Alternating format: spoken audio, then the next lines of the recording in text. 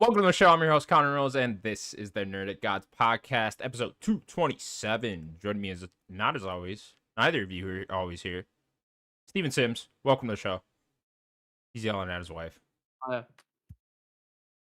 He said hi. Andrew, welcome back to the show. How you doing, man? I'm gonna try to get it right. What's up, gamers? There you go. Hell yeah. Then I normally come back with some sarcastic answer. Go ahead, Sims, your impersonation. That was my best Daniel impression, but I need to work on it. Why am I so laggy? What's up, gamer? That's better. Yeah. There's more of a drawl. Sims impersonating me or Daniel is just the same thing, is what I've noticed. It's just his American voice. Connor. Yeah, it's the same thing. Same thing. Connor. I really wish he'd give one of us a southern accent, though. Yeehaw! My name's Daniel. There you go. That's how he talks. I got myself one of them D horses. Yeehaw! All right, guys. How you doing? Obviously Daniel not here today, my normal co-host, but I got you two here for what has probably been the busiest week of the year for video games. We had Summer Game Fest, we had the Ubisoft Forward, we of course had the Xbox Showcase. We're gonna try to go over most of these things. I mostly want to get to the Xbox one today, just because I feel like that's the biggest one, most important one, most significant one in terms of the overall video game sphere. But anyways, guys, how have you been enjoying Summer Games Fest and all that comes with it? The not E3. Sims is taking a drink right now, so it's been pretty wild. I was like, 2024 for me so far has been time for me to kind of catch up on stuff that I missed last year from like last year's massive game rollout, and now I'm looking at this fall and early next year, like, oh man, my wallet's gonna be hating me, man, because there's like so many things for fall 2024 and like nebulous, ambiguous early to mid 2025. So I mean, I was watching the Xbox Game Showcase again today this morning. I was kind of just jotting down like what like interests me a lot and what I need to see more of. So but I think we were kind of not worried, but I was thinking like early this year, like what's the second half of 2024 looking like? Because Nintendo was quiet, PlayStation didn't really have much to talk about, and Xbox is kind of just picking up the slack late 24. So that's what it's looking like to me. Sims, how have you been enjoying Summer Games Fest? I know you're particularly fond of this time of year. It's like Christmas. Like we really enjoy it. Like normally I book time off. Like, you know, it's like it just marks half the year, and like I take some time off. I enjoy what I do. You know, normally there's all signs of good stuff happening. But I know Friday it was almost like the mark of it all. So like Friday, England played their friendly game before we played the big tournament next week, and they lost. I was like, oh god, that's not good. And then I was like, well, it's all right because like SGF's on at 10 o'clock at night. Don't get me started, because Steve likes to go to bed at 10 o'clock on Friday, because everyone knows that Steve gets tie at 10 o'clock. So when you're starting these things at 10 o'clock, Steve's tie. So no, I can't do it. But it got to about 11 o'clock, and me and Natalie were like, we just go to bed, because he just wasn't doing it. He wasn't ramping. He was just such a flat. It felt flat. Even Jeff's energy felt flat. It was almost like something that Jeff had to do. He kind of regretted having committed to doing it every year, because he just like, hi, welcome to the stage. Oh, it's a shame about all these developers in it, but look at all the indies that sell on Steam. All right, well, let's crack on with the show. And then I don't know, like even his co-host, I didn't rate her. I didn't enjoy her at all. She was very nervous and very awkward, and it didn't work for me. And we put it on the next day, the next hour, and it just didn't ramp. It didn't go anywhere. It felt flat. Like the skate stuff felt flat. The one last thing that was flat. Like it just flat. Like the earth flat. But I'm about to kick you off this show. I don't know what you think you're continuing for. You mean the earth is flat? We can't start the podcast like that. I'm joking. I think the Xbox made it. I was just gonna say, I think it is clear that Jeff's baby is really the Game Awards, and this is kind of just his the halfway point towards the Game Awards. So he has it like spread out that way, where he's like, all right, this is my real baby, and then this is the thing that's gonna help me get through financially to the Game Awards again the next year. So I think I kind of get what Sims is saying, sort of. Yeah, I questioned. Just come to I would question why does Keeley keep doing these ones if they're just going to be this level of quality. But then you see how much money he makes off advertisements and people wanting to put these on his show, and I'm like, oh, okay, totally understandable. Then he's getting like, what was it, like 250K a minute or some shit. So it's like, okay, totally get it then. That was 2 minutes, right? I think that was like. Was it 2 minutes, 250K? Whatever. It's like regardless, it's like, okay, this dude's apparently making bank off all these advertisements. So go get him, Keeley. Yeah. I mean, luckily, like the Xbox came through, and it's the problem is now. Yeah, we can say it's one of the best. It's one of the best showcases we've had since the PlayStation one that we all talk about. But there is a massive like cloud above Xbox still of like you shut all them studios down. Like Yeah, it's still messy, and then it's just it was like everything, nothing had a date. But everything they showed was top quality. Like it was like, oh, this is where we're going, but there's no dates. How many of these studios? How much have we spent on these games? All of these games. Let's put what's that game? 33 one. The one that really shone to me. The 33 game. that looks amazing. If that game fails, if that game doesn't perform, how many people are losing their job because they've spent so much money on that game? Even if that game does do well, Sims, these people still might lose their job anyways. Of course, yeah, like definitely. It's just this year is like, I've been really busy, so I haven't been on the podcast as much. But like the love of the media side is just, I'm not feeling it. I'm not checking it. I'm trying to avoid it because it's just negativity that you don't need in a bad world. Like, and I know like ignorance is bliss, but like ignorance is bliss sometimes. Like, I just can't deal with another layoff. I can't bother. I don't want to read it.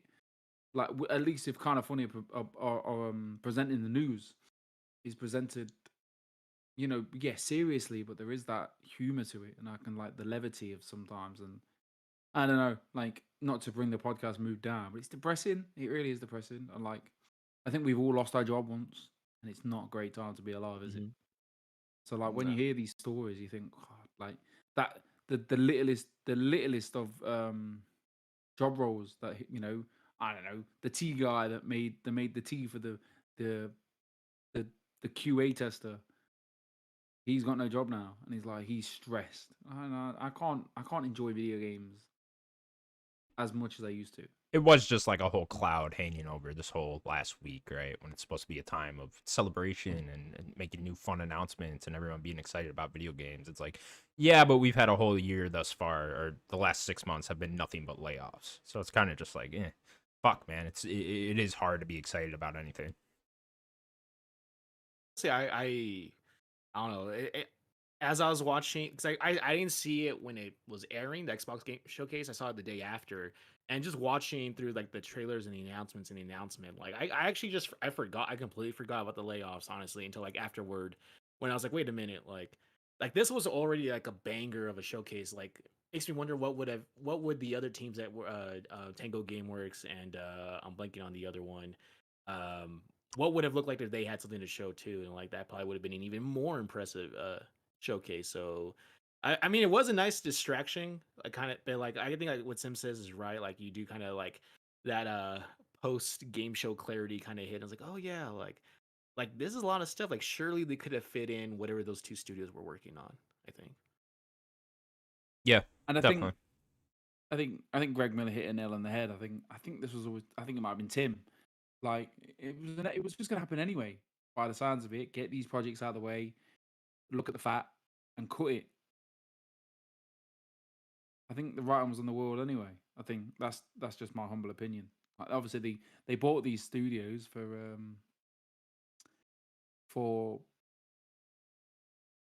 ZeniMax, didn't they? And the Doom creators. All right. Well, let's get into the Xbox showcase on that note then. I guess You're all just glitching now. Sims, you What's going kind of on? yeah, you're glitching for me. It's all right. Push through it. So yeah, Xbox Game Showcase happened on Sunday. A lot of stuff there, a lot of different stuff shown. Sims, you kind of gave your high level thoughts. Andrew, what were your high level thoughts then on the Xbox Game Showcase as a whole? Um, I just liked how there was very little like breaks in between. There wasn't a lot of corporate speak, so to speak. I think there really was something for everyone. I mean, there was a lot of games that kind of just didn't really do it for me, and then every now and then there was something. Shattered Space. I'm a huge Starfield fan. Uh, what was it I forgot the name, Expedition 33. There was just random stuff thrown in there that I'm like, oh, I think it's called Adam Fall. Was it Adam Fall or Adam something? Adam They Fall, kind yeah. of Okay, that was like I have no idea what that is, but just going off the trailer of like the setting and the time period and the wackiness, like the sci-fi ness, kind of, that's something I need to see more of before I really have an opinion on it. But I feel like there really was something. I'm not even a big Gears guy, and like that last Gear reveal was like the hints of Mad World in the trailer. Like I remember that trailer from when I was like 15 or 14 when that first trailer came out, and like it just like it was like that Ratatouille thing where the guy takes the string and he goes flashback to when he was a kid. It was kind of like that. I've only played the first Gears. I haven't played any other ones, but like just those little hints, I'm like, oh man, I remember where I was when that like first the Mad World trailer fell. So like just those things in there, I think for everybody. So I feel like I think Xbox was in a position where they knew, like, after all the bad rep after years and years of like, why should we own your console? Why should anybody own your console? And they have okay, fine, like here's everything. That I mean, maybe it was a smart thing that they did all those we call it the layoffs and stuff before the showcase, because if it was like the other way around, it would just have that negativity or like bad taste in your mouth. And you still do have that, right? Like Sims talked about that. You still have that bad taste in your mouth. But it's kind of like it's like when you get constructive review, right? You say give the negative criticism, and then you give the positive criticism, because that's what people tend to remember is the last thing that they heard. So there was just so much stuff that Avowed showed up. We got like a release date for that after the show. Like I think it was leaked because I think they deleted the release Yeah, date for something it. weird going on with that. November 12th, I think they said, or something Yeah. something 12th this year. And but Sims was right. There was a lot of games that just had no clear release date, just a release window, even as vague as a release year. So there was a lot of stuff where I was like, okay, I'll have to wait before, I see more of that before I even feel like that's gonna be something I'm interested in. But starting off with the Doom stuff, starting off with what was the no yeah, Doom was the first thing they showed, right? Yeah, Doom, Dark Ages, and just very impressive out of the gates. Just show you all this cool stuff. I'm not a big Doom guy at all, but setting it like with the medieval period with the dragons and dude, that gun that uses like skull shards or whatever, like as like wood chipper thing, like that's such a cool like creative. But just a lot of that presentation of Doom just looked really cool, and I'm like I might give this a shot because I traditionally I'm not a Doom guy, but I'm like this actually looks wacky or kind of crazy enough that I'm intrigued. So for me, it was like an 8 out of 10 overall. The whole thing was an 8 out of 10. Nice. Yeah, for me, I guess the showcase as a whole, I mean, to me, that's the perfect format for a showcase. Like what they had, what they brought, all the things they had at the table now. It really just shows, all the studios they've acquired over the years now. Now we can finally see the fruits of that labor, right? All that stuff come to fruition here. I mean, it just has all the first party stuff you could want with all the big franchises. Really well done with picking what third party games are shown there and showing off not just stable franchises like Life is Strange, but then new things like that 33 game and stuff like that, and giving me a unique perspective of games as a whole. This is one thing I was complaining about on the State of Play a couple weeks back, was that they just showed multiple games that looked like exactly the same. Like there were multiple Souls games at that State of Play where I literally couldn't tell the difference of what they were. Xbox did a really great job of picking games in different franchises here and different genres, and that like really showed off those genres there.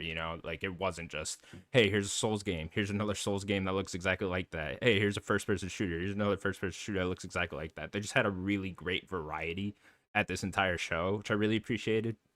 And then giving us looks at things that Xbox has announced years ago. You know, Perfect Dark, Fable, stuff like that. It's like those are things we needed updates on because it's been just so long since they announced those. And they just kind of knocked those out of the park, right? Like Fable came away being my game of the or no, not Fable. Perfect Dark came away being my game of the show. So it was just like, you know, that's just fucking awesome. So yeah, I don't think you can ask for anything more from a showcase like this than what Xbox did there because it's just kind of perfect, their format. Whether you vibe with all their games or not doesn't really matter. It's like they have the big franchises there and the smaller things and just everything you could want. I could have asked for more. I could have. If they gave me Banjo Kazooie, that would have been a 10 out of 10.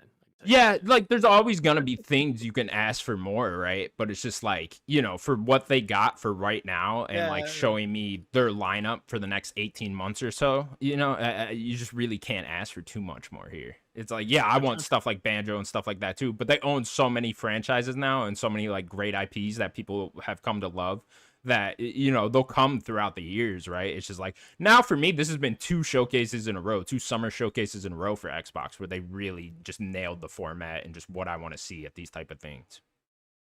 I'm just trying to manifest it, that's all. Yeah, the Banjo, it's some point they're gonna have to, whether it's a remake or a new Banjo, they'll do it eventually. All right, guys, let's go through the entire thing then, the Xbox showcase. We'll start off then with where they started off. The first thing that was actually shown was a Call of Duty Black Ops 6 trailer, but we'll save that for the end because they did a whole direct on that. So really, the first thing that kicked off the show was Doom: The Dark Ages, come from id Software. This will be the 3rd Doom game in the recent trilogy of the Doom games.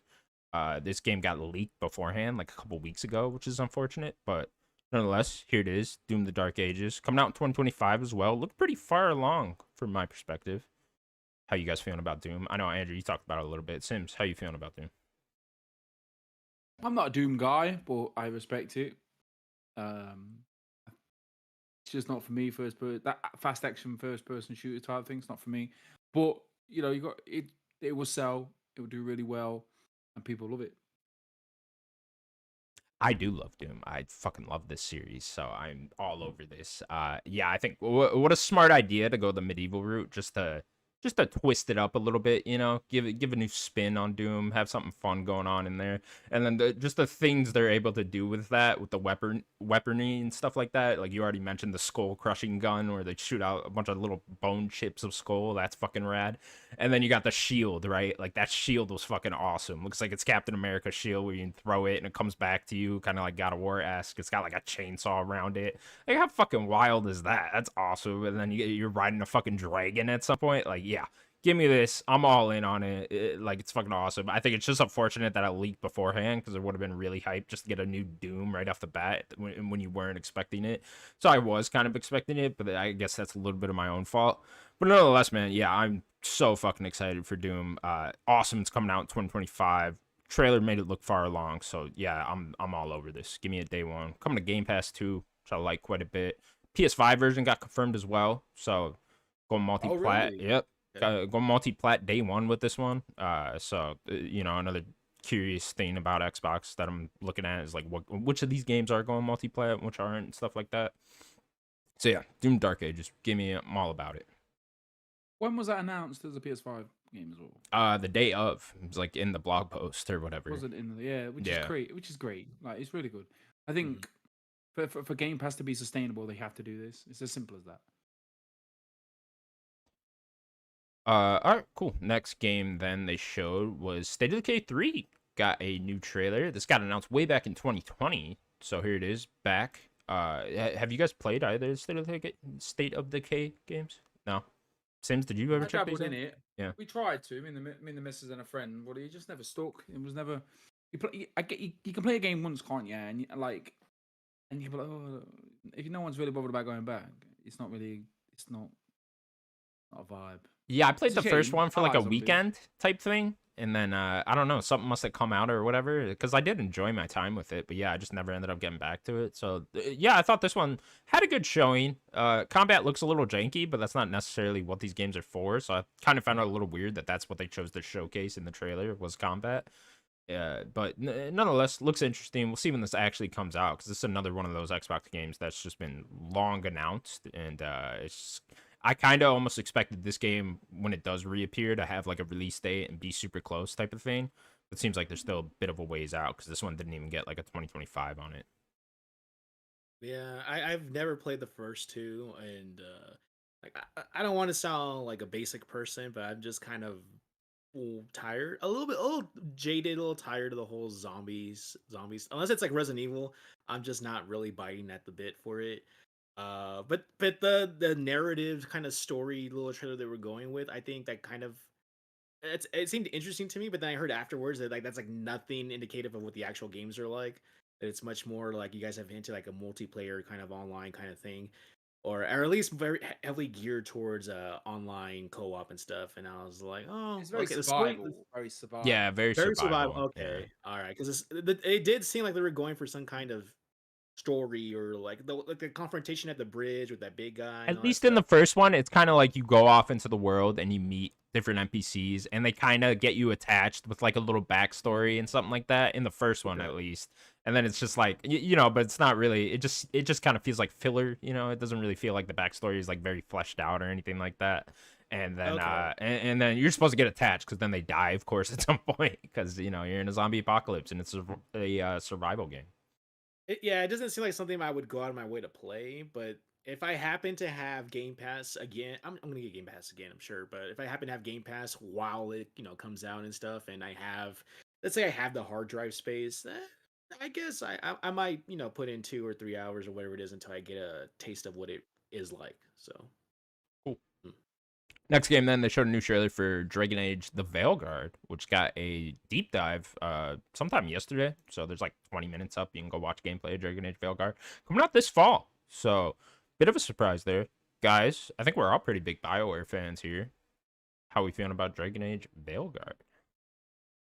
Game's not coming out this year. It's not coming out this year. Why do you think that, Sims?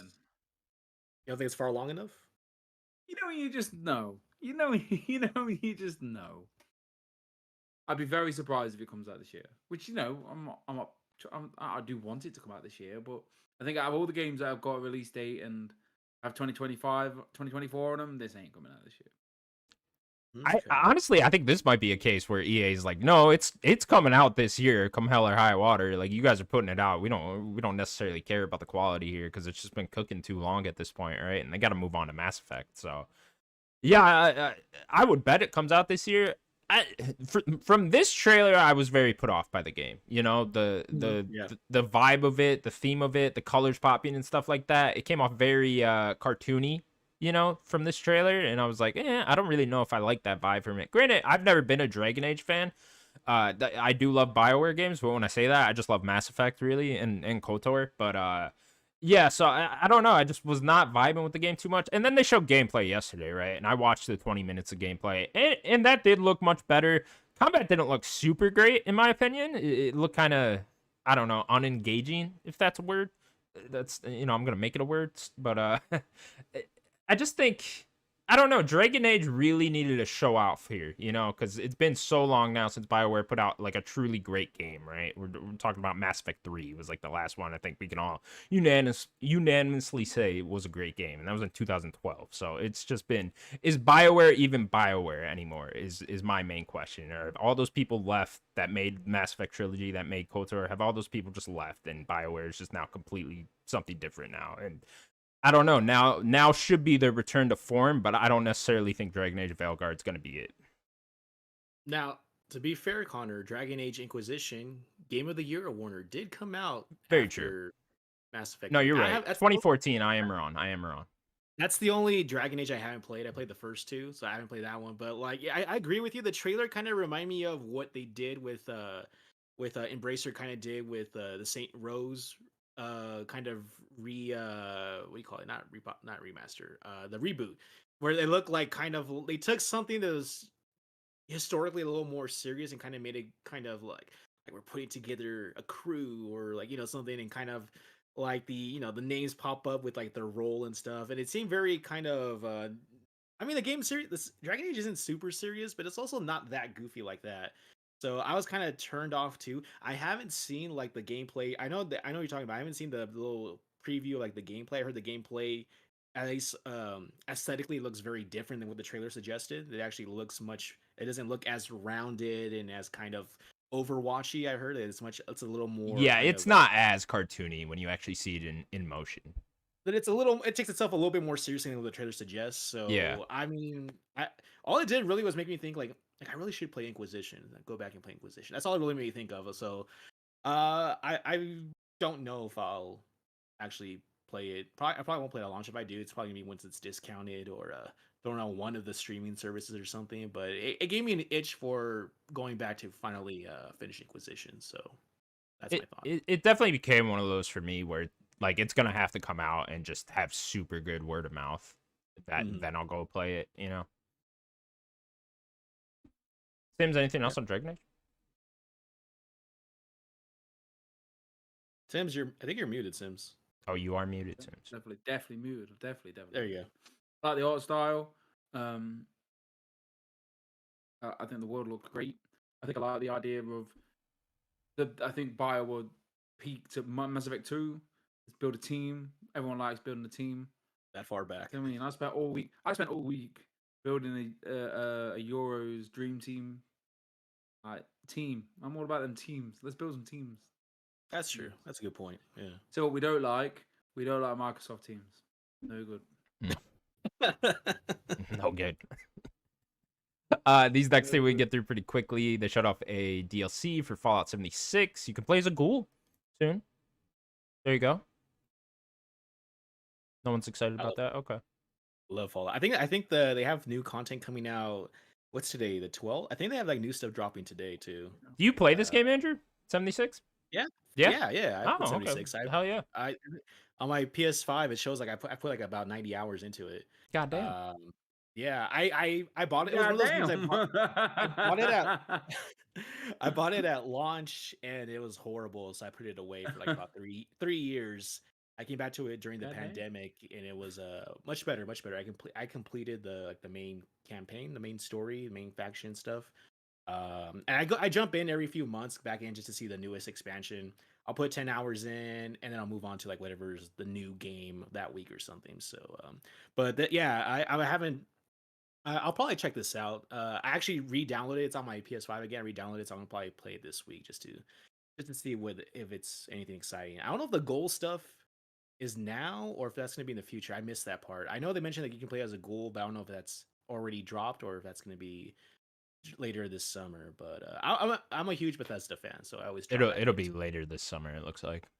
Okay, so yeah, I'll drop in and I'll log in this week. So yeah, cool.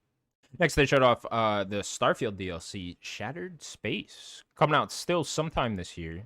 Rumors suggest September. Andrew, know you're a huge Starfield fan, as am I. So here we go. Shattered Space, first big expansion. And he's probably got shit going on. I don't know, whipping his kids or something. Who knows? Yeah. Shattered Space looks pretty cool. They're going more into the house. Was it Varun? I forgot the name. Varun. Yeah. People who worship that space snake thing, which are like the most mysterious faction in the base game. You didn't get enough of them in the base game, I thought. Yeah, so that's kind of cool that they're kind of pull back the curtain a bit on them.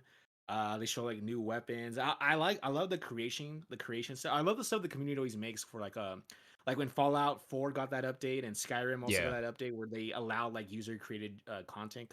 I mean, a lot of it is bad. A lot of it is just like bad, like just poorly made stuff. To be fair, the quests they pick, I only played the ones in Skyrim, but the quests they put in the game were actually very good. The ones that were in Skyrim.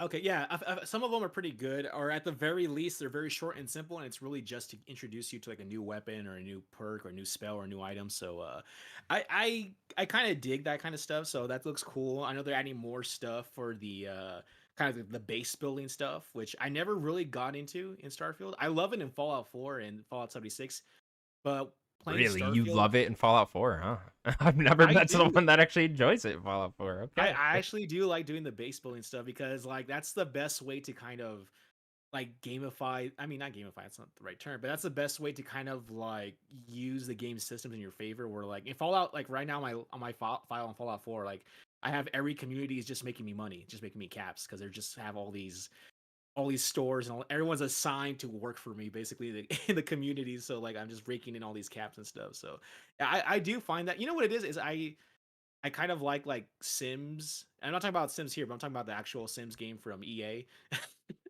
And I like I kind hate of Sims, not the game. and I kind of like that, building settlement thing. I actually do like that. So, but I never did God, with I Starfield. just have flashbacks of the fucking going for that platinum in Fallout 4, like 10 years Oh ago yeah, or same. whatever.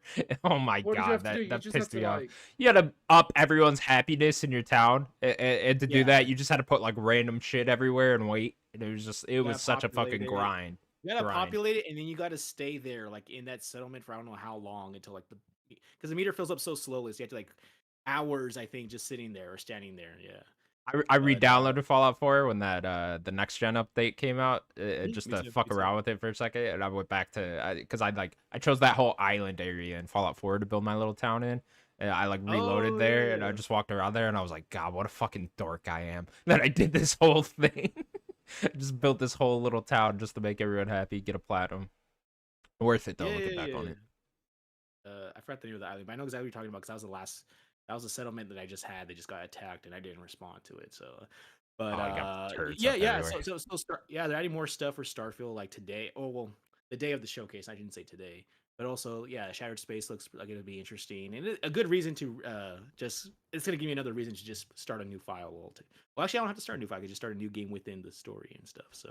I'm at a very weird spot with Starfield where like I don't know if I just want to wait for everything to be out that they're gonna do, like all the expansions, all the Mhm. updates and stuff. I don't know if I really want to get back into it before all everything is out. It's my regret with Cyberpunk was like I didn't just wait for the whole 2.0 thing. It's like 'cause it sounds like the game's a fucking 10 out of 10 then, and what I played wasn't. But I Right. still enjoyed my time with that game. But yeah, it's like, oh, I should have just waited a few years and it would have been an incredible experience. But yeah, I don't know. Starfield. Also, there's those rumors of a PS5 version of Starfield, and I'm kind of like, get a platinum on that Yeah. eventually.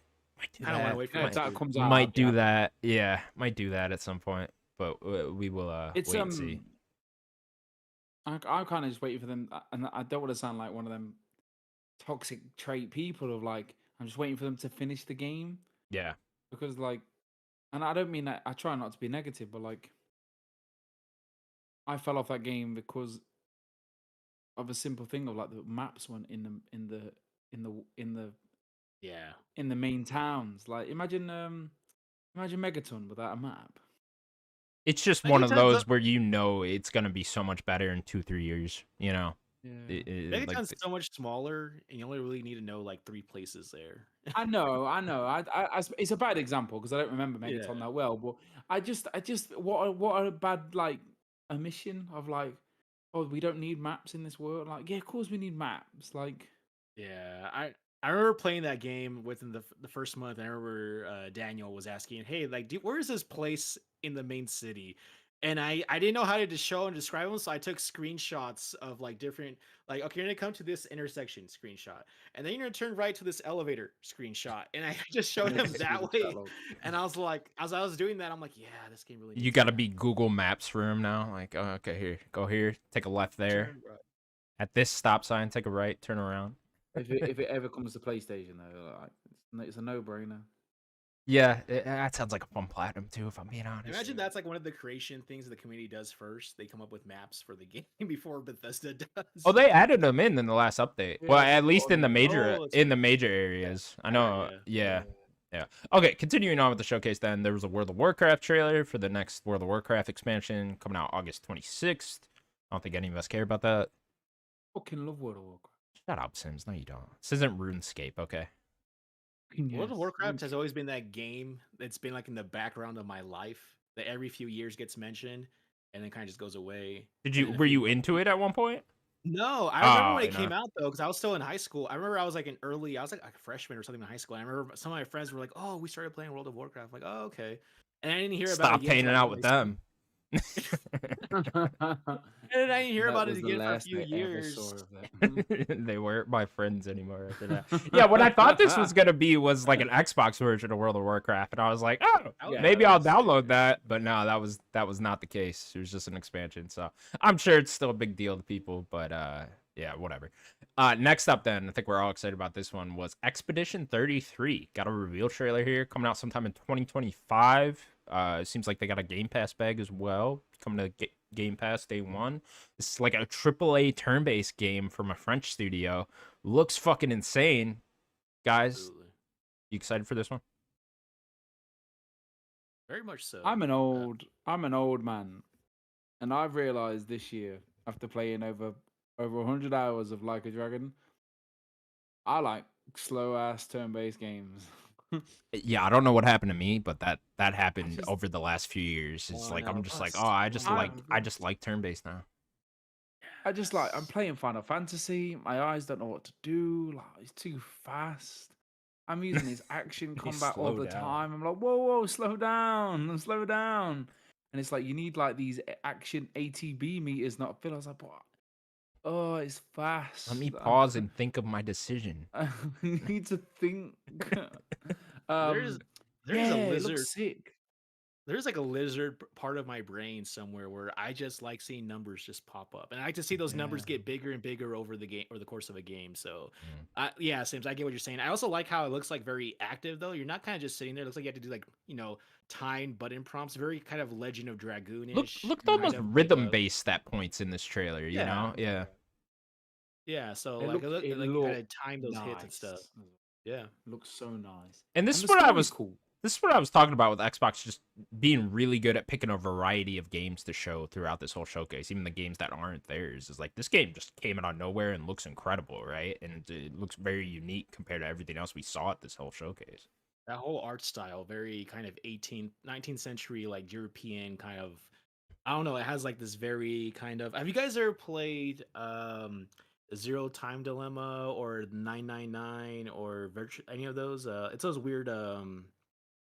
They're, they're like these visual novel games called the Nonary games. I don't know if you guys ever heard of those or not. My But girlfriend has played more. Yeah. My girlfriend okay. plays So more. Sims is what I'm talking about. It has like that aesthetic, kind of like a gothic Yeah. late 19th century European kind of look to it. It just looks really cool. And just in contrast with like the RPG, just they're standing there selecting that like the HUD or like whatever interface they're using just looks really neat, very tight, really nice looking compared to like all the stuff.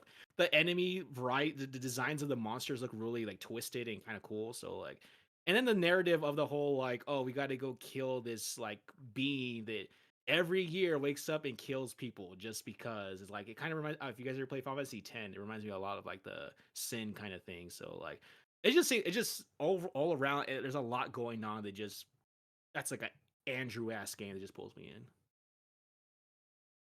Yeah, I thought it looked awesome as well. The art style was super cool. I like that it's like a turn-based game and it's going for graphical fidelity. There is a stylized element to it, definitely, but like you don't see a lot of turn-based games just like, hey, let's make this as beautiful as possible. You know, there aren't a ton out there like that. You know, like your Personas, your Yakuzas, and stuff like that. They're all very stylized. This just looked like, hey, let's just make this the most beautiful thing we possibly can, and it's turn-based at the same time, and that's really fucking cool. Yeah, the story concept sounds very interesting to me. Interested to learn more about that. I think this studio is gonna have a spotlight under them now. You know, like they're really gonna be under some pressure. Like I hope they were ready for this kind of feedback and everyone being really excited for this game after first showing it. You know, because it's like, okay, you guys are gonna be looked at hard now. It's people are really into this. They're really gonna start getting behind this, and because I've heard from multiple different podcasts now, like it's a lot of people's game of the show, and I don't know if the development team was ready for all that.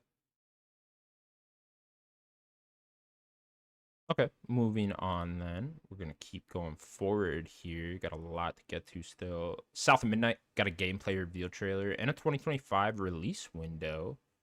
Guys, this game was announced at last year's Xbox Game Showcase, coming from Compulsion Studios. South of Midnight, we got a little bit of a deep dive here. About like, I don't know, what, 4 or 5 minutes of gameplay type of thing. Very interesting looking game. Awesome art style. How you guys feeling about this one? I don't remember hearing about this game last year, so when they showed it and people seemed to know what it was, I was like, "Oh, I must be out of the loop." But this is the first time I think they showed like actual gameplay, right? I don't Yeah. think that was a. Yeah, it was like Okay, a so CG trailer in the last last year's year's trailer showcase. was like very southern, like banjo playing dark trailer.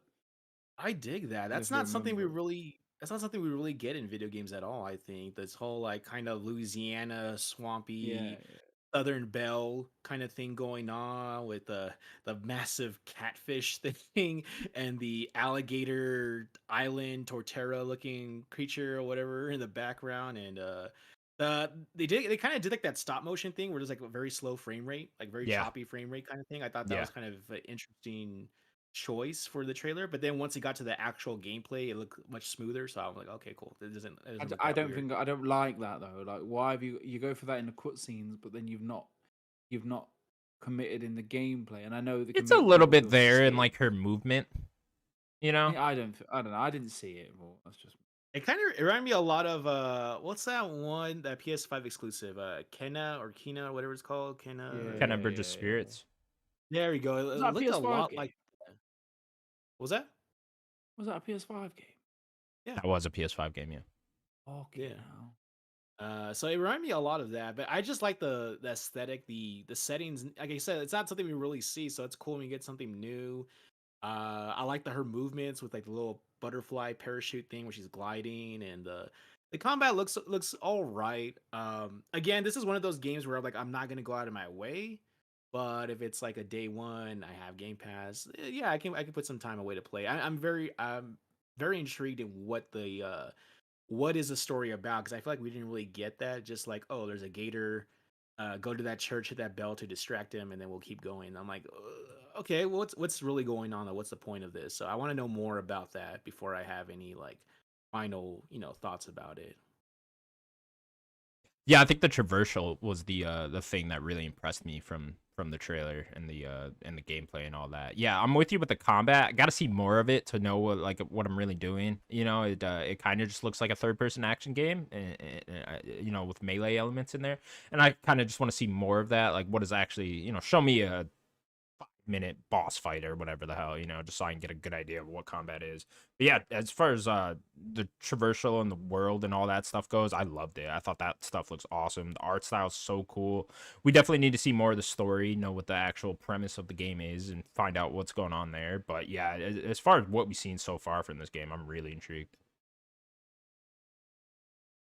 From an interesting studio too. Like the only game that big game these guys have released was that We Happy Few before this. So I don't know, and that was a while ago now. So yeah, this is those guys. So they With the masks, right? The dude with yeah, the yeah, masks. yeah, that weird mass and like kind of BioShock-esque, but it wasn't a BioShock game.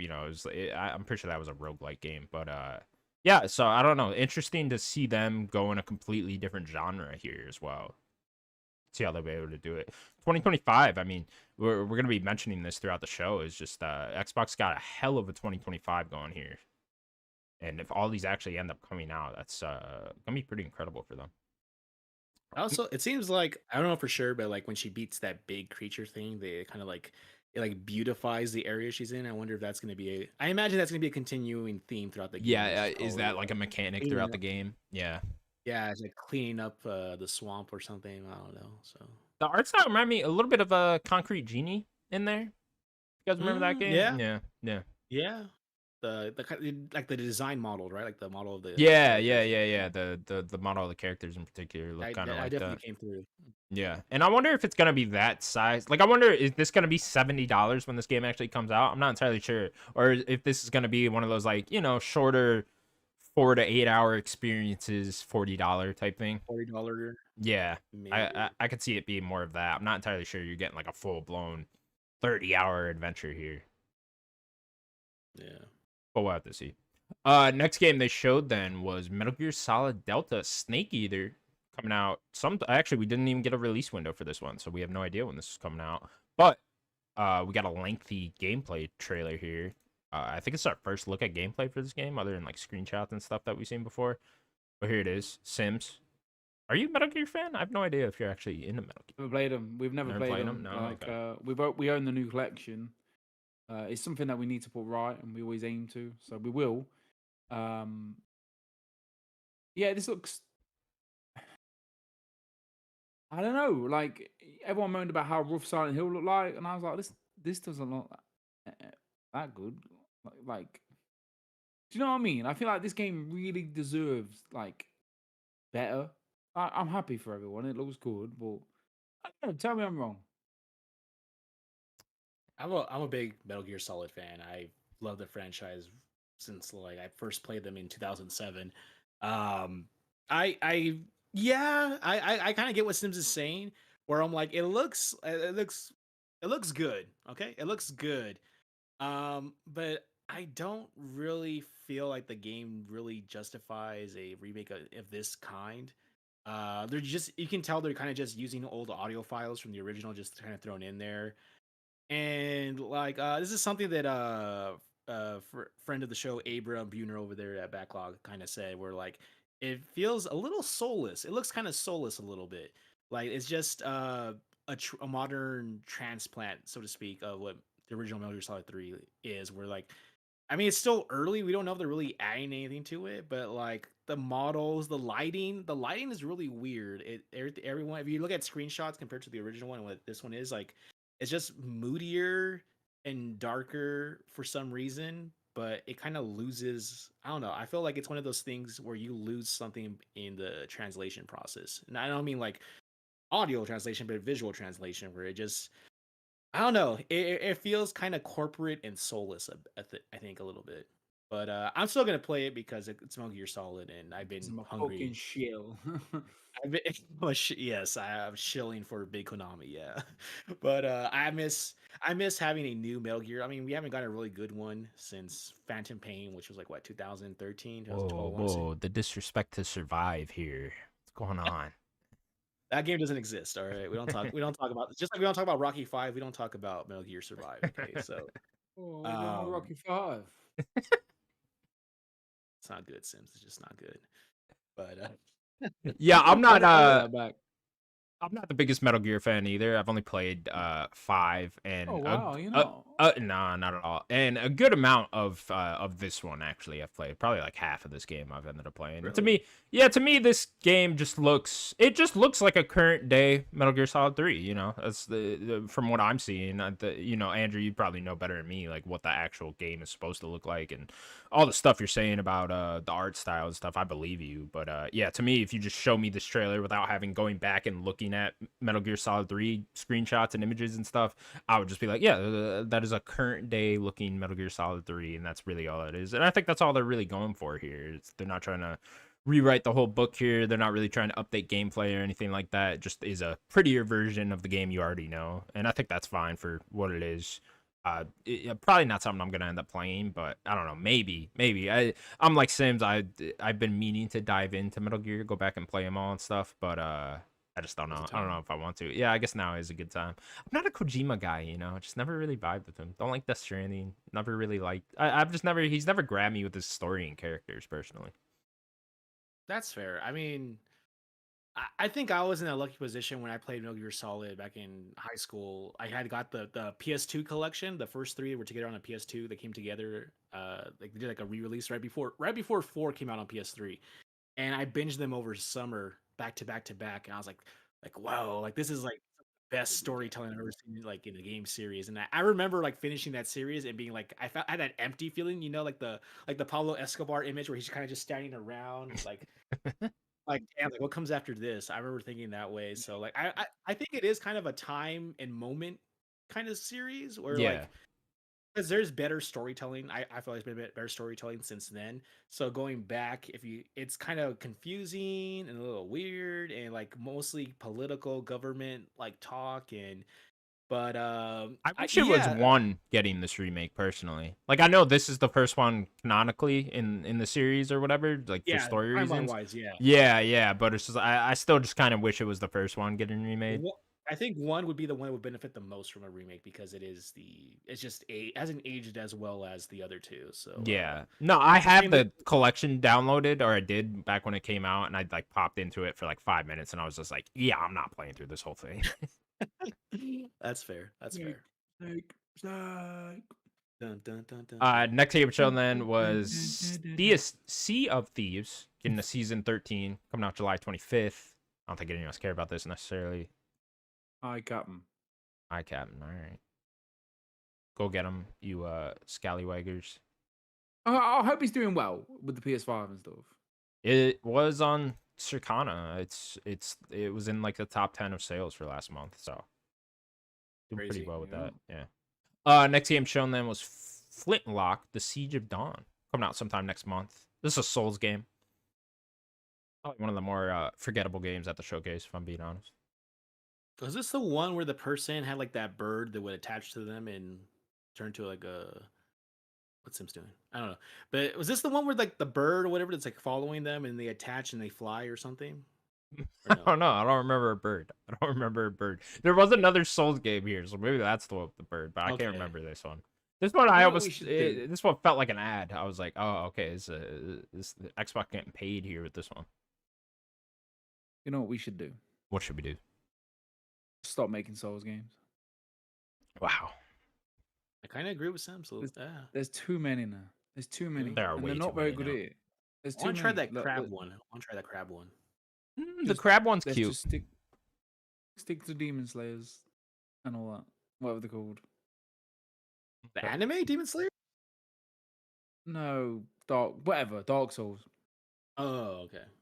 And like, let's face it, right? I'm the best Souls player. Yeah. You've never even played one. Did I platinum Elden Ring? Did you? Or did you walk through Elden Ring because you cheated the whole time? Did you even play that game? Did you even play that game? What? Didn't Sims like cheese it or something? Yeah, he completely cheesed it. He got all the souls possible immediately. That walked through it, and then he comes on here and claims he platinumed Elden Ring. You didn't even really. You essentially watched a playthrough of Elden Ring. You didn't really play it. I did because I got the platinum and I leveled. You bought the platinum. I put the time like you paid for a platinum. I didn't pay for nothing. You didn't play that. All Next game up. Free. I'm not talking about this anymore with you, Sims. You didn't play Elden Ring. You didn't play Elden Ring. That Erdtree emailed me. I was like, listen, Steve, nah, we're not doing it. And I was like, fair enough. Sims, start over Elden Ring and play it legitimately, and then we can talk. I'm coming. One sec. Sorry, go. Okay, we're moving on then. Next game was the Perfect Dark reboot. Got a lengthy gameplay trailer here, come from The Initiative and Crystal Dynamics. This game was announced, at like the 2021 Game Awards, I want to say. So it's been quite a while, almost 3 years since the actual re-reveal of this game, and now we finally get a gameplay trailer here. Still no release date, no release window or anything. I'm assuming it's not 2025. But what they showed here, Andrew, I was quite impressed with. I don't really have much of a history with the Perfect Dark games. I played a little bit of the 360 one. I remember when that came out, like around launch window 360. Didn't really do much for me. This isn't really for me, and I do like first person shooters, but I'm not really a big fan of sci-fi like styles first person shooters. I'm not really a big space marine kind of person. And I know this isn't that. This is much more like modern and stuff, but like this is one of those weird games where it wasn't really for me. It just wasn't for me. I mean, I'm happy for people who have been waiting for this game because I know this is like one of those things that acquired like with Rare way back in the N64 days, right? The Perfect Dark on N64, that was a thing, in 360 again, and the franchise has been dormant for a good chunk of time, and and now it's back for people who care about that. But I mean, it looks cool. You know what? It reminds me a little bit. I don't know if you ever played that game Alpha Protocol back on the PS3 days. Yeah. It kind of reminds me a little bit of that. A little, even though it's in first person, but I mean, it looks good. I know there's a lot of people mad with how Joanna Dark looks. I know that's a whole different topic about her like character design or whatever, but I'm like, yeah, of can't course, stand the internet. We need to delete the internet.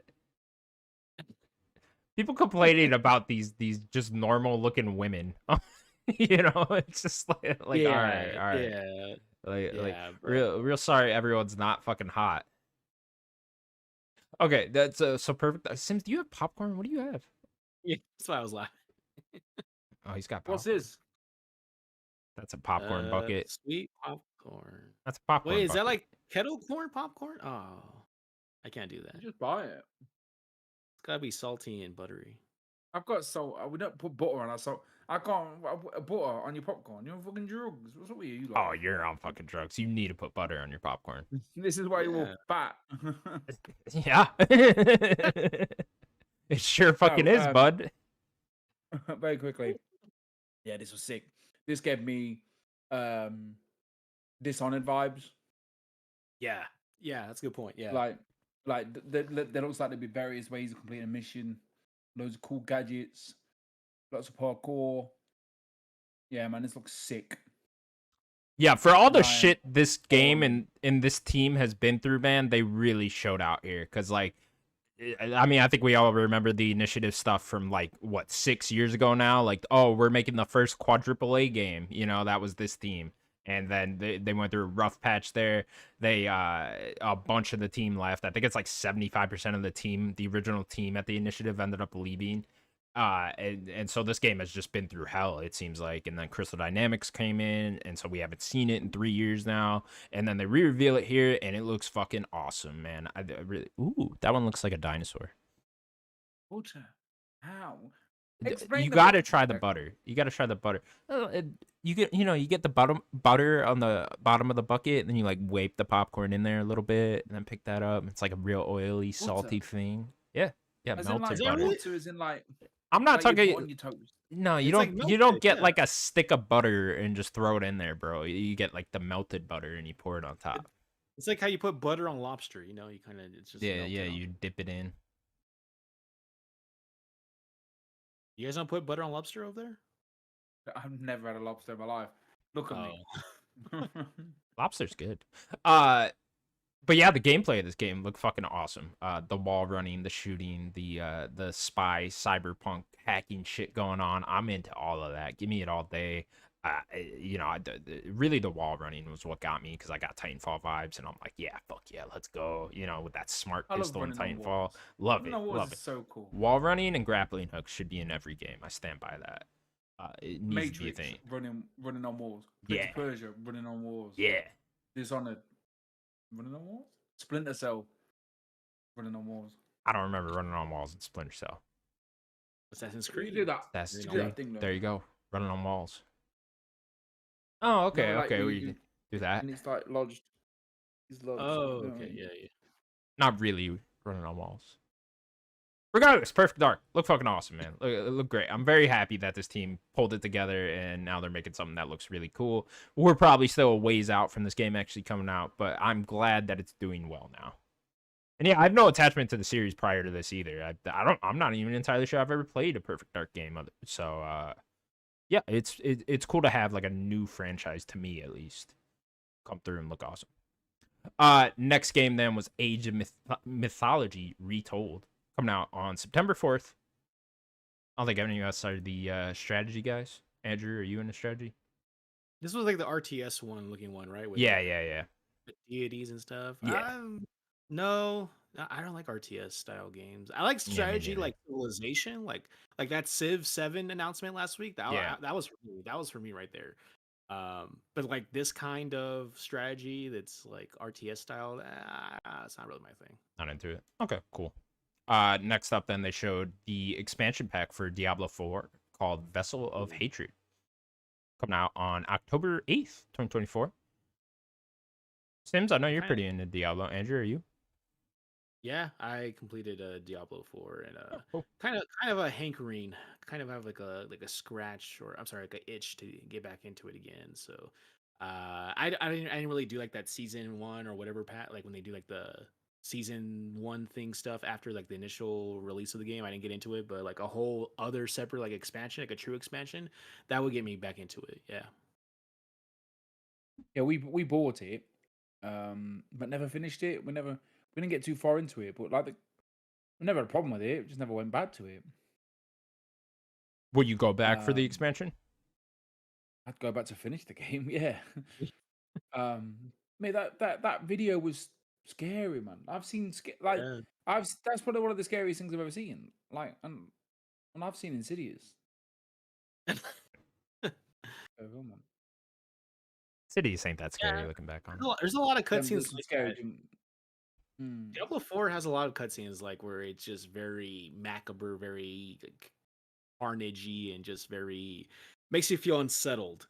There's a lot of cutscenes like that throughout Diablo 4's campaign, so it looks very in line with that, where she kind of comes out of like that like dream or whatever, and the dude behind her is like impaled and growing tendrils and stuff. That's very that's very much like the overall feel of Diablo 4. So, but yeah, I agree with Sims. It was very scary. I kind of felt like I had to like light some incense after watching that. So, yeah. Get the demons out of your room. I understand. Did you play Diablo 4, Connor? No interest. Not my type of game. So yeah, not necessarily something I would care about. Cool trailer though. Cool trailer. Mm-hmm.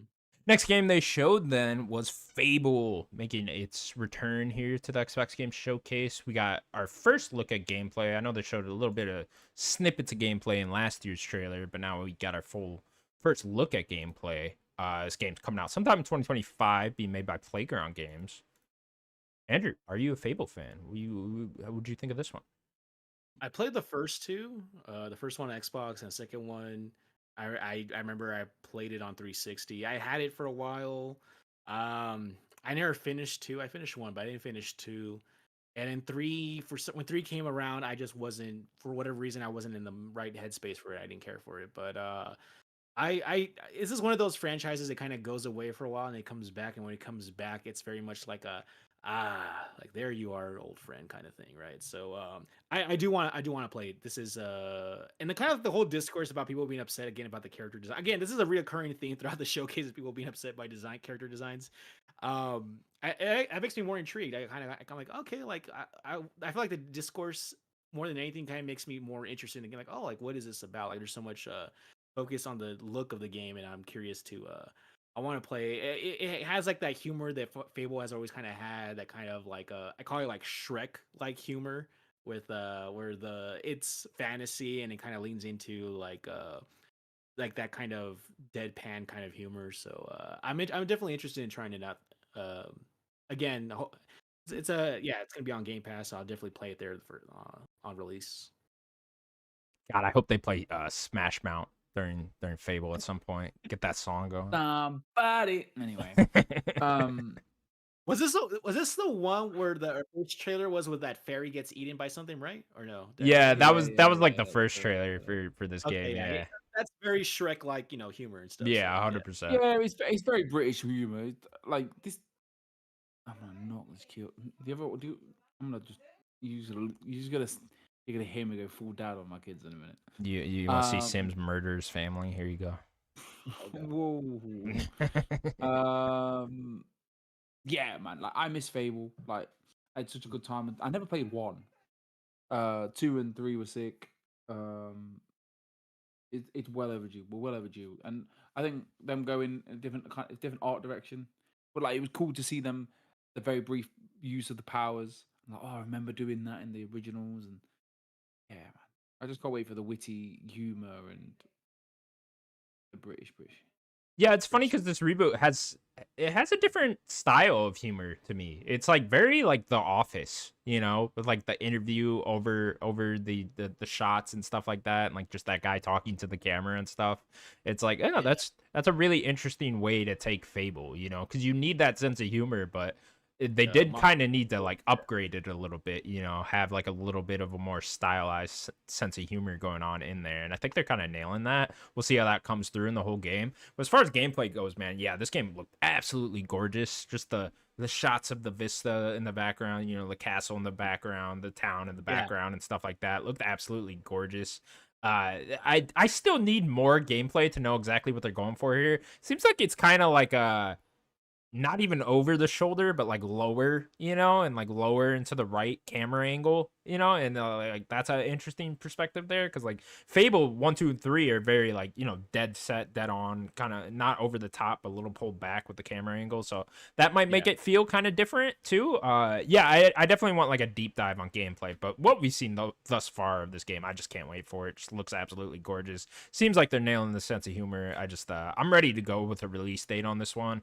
It's been too long now. This is the 3rd summer game showcase in a row, I think, that they've had a trailer for this. So it's just like, okay, guys, like let's get this one out the door already. That's kind of where I'm at with this one. This one doesn't. There's no like 4 subtitle, right? It's just called Fable. Right? It's just Fable, yeah. So they're kind of rebooting the franchise here, it seems, and so we're just going Fable here. I think that's smart in this case, just because you don't want to. You don't want to make people feel like they have to play the first 3 Fables to get Right, this. yeah. And you never did anyway, so the really naming it Fable 2 and Fable 3 never really made sense because they were never connected in any story way before that. I think there was like little hints of other stories that happened in the other ones, but the setting of the world, Albion, I think it's like the only thing that really carries over. yeah, that's really the only consistent theme throughout these Fable games, which is cool. But yeah, so I'm eagerly anticipating this game. I'm just ready to go with the release date. It's one of those where I feel like, okay, we're getting to the point where I've seen too many trailers of this. While I do want like a gameplay deep dive, it's just getting to the point where I'm like, all right, come on, guys, let's just put this out already. All right, next game they showed then was Frag Punk, which is some type of FPS game. It's a 5v5 hero shooter coming to Game Pass in 2025. Are you into this one? Yeah, I saw the trailer for this and I was like, this isn't okay. So let me tell you, Connor, whenever a game has like a card mechanic, that immediately draws me in. Neon White, Yu-Gi-Oh, anything that has cards, Kingdom Hearts, Chain of Memory, anything that has cards that kind of pulls me in. You like Chain of Memories, huh? One of those guys. Okay. I love Chain of Memories. Hell yeah. I'm a sicko like that. But there's like, I guess they have like these cards, right? They have like modifiers that affect either you or the enemy team. And there's this really funny one where like it was like a big head mode, and it shows it really funny in the trailer where like one of whoever the main character or the player or whatever uses the card, and then you see the enemies instantly get bigger heads, and then he just gets like easy headshots. I'm like, that is so cool. That's a very novel idea. So it looks like a hero shooter of some kind. But it looks like you can do things to either the field or to the enemy team to kind of just have effects on them. You know, imagine vice versa. They could do stuff to you, but like it looks like a very chaotic, novel idea. It seems something different, and I think because they don't linger on it too much, it's a very fast-paced trailer. It goes by very quick. It's like I think it's actually a very, very short trailer for it. That just kind of made me want to know more about it. It pulled me in, like. You know, sometimes I feel like they overdo it with long trailers and you kind of just like, oh, okay, whatever. But when they leave you like that feeling of like, here's a little snack, here's a little appetizer, and then just like, it's like, I want more. I want to know more. Show me taste. more. Yeah, a little taste. It kind of like pulls you in and like, oh, what was that? And we're already move on to the next thing. And I'm like, wait, what about that last thing? So I want to know more about Fragpunk. It looks at least conceptually, it looks really cool.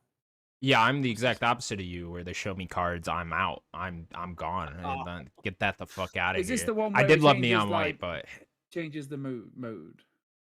No. Like, it's like if you use the card, you get a big head mode. Yeah. Yeah, I'm out. Yeah, that's what I'm saying. Yeah, it's the card thing, and then you add in a 5v5 hero shooter on top of that. Then I'm really out. Then I'm all the way out. I couldn't be further out. Yeah, I get that. But it looks different though. So that kind of, I don't know. That's true. It is different. Yeah. It seems like we're getting overflowed with hero shooters all of a sudden. Is this like your Sims? Like we don't need no more like Souls-like? Yeah, exactly. We don't need no more hero shooters or any for that matter. Next game then was what is this called? Winter Burrow is a cozy survival game where you play as a little mouse. Coming out in early 2025. It looks like you like mice. What? You like mice, right? Oh no, this looks sick. I thought the little mouse game would get you. There was rumors that we were getting like a shadow drop, wasn't there? There was, yeah. There was also rumors of a handheld, neither of which showed up here. Or a handy. No, that's something else. That is something else. don't get your British lingo out of here. I did think this was going to be the shadow drop. What a disappointing shadow drop that would have been. What, the mouse game? Yeah, sure. I did not think the mouse game looked very good. I'll just be entirely honest. I was like, I don't know what Natalie says. Natalie says the mouse game looks awesome. Oh my god. It looks cute. I like the did you guys ever grow up reading the Frog and Toad books by any chance? No. It has like that storybook, like that old kind of. I remember to give a mouse a cookie. No, it doesn't quite look like that. No, okay. It kind of, you know what, it looks like the 50 or the old like Winnie the Pooh style, like the old Sure, Winnie the Pooh sure. art style. Yeah. I kind of vibe with that. I vibe with that. I like the like it looked like you craft like different equipment or so for your little mouse to like survive. Like you're like, oh, here's these shoes to help you get through the snow faster. I'm like, oh, that's adorable.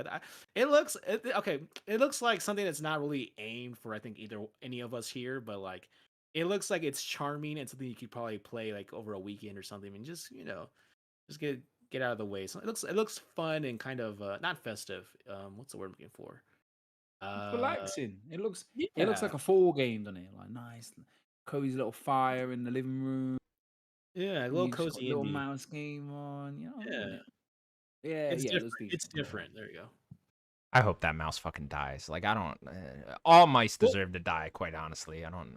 well, you They're a see in the horrible trailer animal. that They're nothing. that They're owl nothing good swoops about in them. and that Good. owl Let swoops in and that takes let that control. owl have its meal, because fuck that mouse. Fuck survival games. Did not like this game. All right. Next game then was shown was Mixtape. This is coming from the guy that made The Artful Escape, or the team that made The Artful Escape. Coming out sometime in 2025. And a big bag of cannabis. And big old. Well, I don't know if you get that with the game. They should. They should. That should No, be a I pre-order just think bonus. That's I the just deluxe. think I just think the team consists of about 10 stoners and one guy constantly rolling joints for everybody. I think they're That's doing harder shit than that personally, but we call it the crossover merchandising like special thing they got going. Looks sick. you I really definitely can't need a wait for this bag of game. weed to play this game, though. Yeah, I thought this game looked awesome. This is definitely one of the standouts of the show for me. The art style, the music, the coming of age story. That's all my type of shit. Like I'm so into that. I never got into the Artful Escape. I think I tried it for like 10 minutes and just wasn't super into it at the time. But this looks right up my alley. I mean, we're about to talk about Life is Strange, but I was like, oh, here we go. This will give me my Life is Strange fix for the next little while until they actually make one of those. And then, of course, right after they announce a new Life is Strange. But yeah, this is just so my shit. I can't wait for this game. It looks really trippy. Kind of gave me a little like Stranger Things vibe. If Stranger Yeah. Things go all dark with its theme, like it's very 80s, Stranger very Things summer without the things. without the things, just strange, just Just stranger, strange. right? Is Yeah. it very kind of like 80s the mixtape or like that soundtrack where they were playing with like it sounded like very like 80s, very kind of like a good summer game. It feels like it would be a good summer game, kind of like the equivalent of like a summer film, but like, Yeah. this is the kind of game that you would pop out. Maybe it looks like the kind of game you would pop out once a year over your summer. It kind of just like remember this, remember that kind of thing, like. And then it is like strange with like the hovering or the flying or whatever's going on. I don't know what's going on exactly, but I know that it pulled It, me in. It looks interesting. it looked like a better OFK. Mm. Oh yeah, yeah, kind of, or like a supernatural version of Lake. If you guys ever played Lake, I don't know if you guys have. Yeah. I played a bit of it, but it got very boring very quick. That's fair. It's like a 2 hour game, really. So yeah, I just couldn't. I did enjoy it, but then I was like, oh, do I? It doesn't matter. It just looks like you're playing like a music video, right? Or for at least Yeah. for what they showed in the trailer. I'm sure there's gonna be like Yeah. more gameplay elements than that, and like we'll see what it actually ends up being. But hey, I'm down for just playing a music video and doing weird, wacky stoner shit, right? Did you play OFK though? No, I didn't. Never actually did. It was very similar, really. Like Yeah, maybe I'll check it out. I didn't like that alright. was based on like a real band or something. It felt like a very promotional kind of game, and I kind of Fucking just turned worked. I loved it on Spotify. Oh, did you? Oh, okay. Yeah, look, I listened to it on the way home. Like, Next game they showed then was Life is Strange. What the hell was the subtitle here? Life is Strange Double Exposure. Double Exposure coming out October 29th. Starring Max. What's her last name? Caulfield. Yeah, she's back. She hasn't been back since Life is Strange 1. Here she is. This game came out of nowhere. Probably the biggest surprise of the show for me, just because this is one thing that didn't get leaked. Andrew, I'm assuming you're a big Life is Strange fan as well. Yeah, like I said, I watched the showcase the day after. I heard there was another Life is Strange game, but I didn't. After one, they kind of just did the thing where it was like a different protagonist for every single game. So I didn't know they were going back to Max. So when we see we see her like older, I was like, oh, like they brought her back. Like all right, like okay, like this pulls me in. I'm very interested. The first Life is Strange game is one of my favorite games, and so I'm very excited to go back to. I don't think it's the same town. It's on Arcadia again. I don't think so, but to go back to that world with Max. I don't think there's no Chloe in the trailer, so I don't know if she's gonna be around or if No, they did an interview where they were like asked, "Will Chloe return?" And they were just like, "Oh, you'll have to wait and see," you know. So it's like, you'll probably get Chloe. Although I guess canonically at the end of Life is Strange 1, spoilers, but like she could die, right? Like Chloe could just also not exist in that world anymore. Yeah, so, it is one of the endings. Yeah, that's true. But, yeah. But there was also in Life is Strange True Colors, you met Chloe's stepdad at some, or like former stepdad, because like her parents got divorced, and like you see that guy in Life is Strange True Colors, and he mentions Chloe, so she should be alive somewhere out there. I never finished True Colors. I not that it wasn't good. I just got distracted by other stuff. But don't worry, mate. You just get stabbed in the back. It's fine. Don't worry about it. I'm still not over it. The interesting part now is that Deck 9 is developing this one. It used to be Don't Nod. Life is Strange 1 and 2 was made by Don't Nod. Right. Deck 9 made Life is Strange True Colors, and they kind of took the mantle of Life is Strange from Don't Nod. Square Enix seems to have teamed with these guys for all future Life is Strange games, which I think is great because I thought True Colors was great. I know this studio has had a bit of a rough patch as of late. There's like a lot of bad employees there, you know, putting weird Nazi symbols in the game apparently and stuff like that. That's so weird, hopefully they got that is a lot of effort. A little too much effort. Work, or just don't, you know, like how about don't, you know, that'd be great. But steal from work, just take a laptop. No one knows. My hope is that the studio has kind of sorted out all those issues and kind of fixed the environment the bad environment that seems to be going on at that studio, and hopefully they're able to put out another great game here because I really did love True Colors, so I think they could knock it out of the park. Max has a backpack, has like a SS lightning bolt thing kind of on it or something. You just turn the game on, and then in the clouds, like it's just not noticed. Death to Jews. Where did that come from? Okay, no man. It was funny watching the trailer. I didn't even notice that was Max until like it says it at some point in the trailer, like return as Max, and I was like, oh, that's fucking Max. So I didn't even recognize her as an adult. So you got the Last of Us 2 Ellie lift. Exactly. But yeah, I can't wait for this game now, man. So end of October, I will be there day one. They're doing this weird thing with the pre-orders for this game, where you can pre-order and you can play episode 1 and 2 2 weeks before the game comes out, but then you gotta wait for the third episode. I hate that. I fucking hate that. Like I'm not. I don't want to. I'm gonna. What'll happen is I'll pre-order it, play those first 2 episodes in like one sitting, you know, and then forget what happened until 2 weeks later. I don't like that. Yeah. Is this on Game Pass? This is not on Game Pass, no. Xbox didn't want to shout out that I never played Life is Strange 1, 2. Oh, you should. Well, what I would recommend is play Before the Storm, which Before the Storm was actually Deck 9's first Life is Strange game, technically. That's a prequel to the first one. I would play that one, then play the first one. And then you'll be caught up with Max's story, at least, and Chloe's. I remember watching the missus play them. Did you guys ever play that? What's that other one? The spinoff with Captain something with the little kid running around? Oh, it's Captain. Yeah. I can't remember what it's called. It's not Captain Underpants, but it's Captain something. Yeah. So that's a tie-in to 2, pretty much. Okay. That's like that kid is in 2. He's a prominent part in 2, or at least in one episode of 2. And so it's like his little side story, and it's just a very quick episode. Okay. Yeah.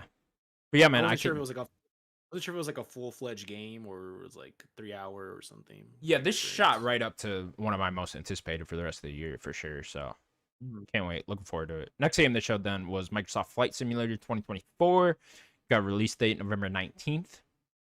No. I think any of us really care about that. But there it is. I think it looks cool though. Like you actually have stuff to do other than just flying around. Because like the summer that was the last major flight, was that 2022 or 2021? The last major flight simulator. I think it was 2020. Might have been way back then. Yeah, it might have been. It might have been. Yeah.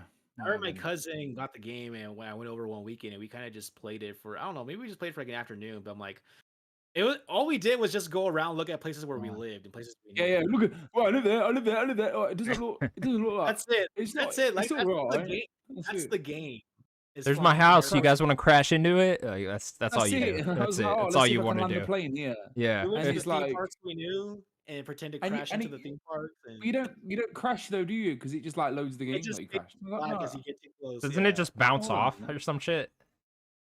It'll bounce off, or it'll fade to black. I think if you do it multiple times. Oh, it'll fade to black. That's funny. Yeah, and but now you have objectives. I think that's kind of cool. Like they have like these different kind of like rescue missions, and you're dropping off packages, doing Sky advertising for some reason. Like it's funny.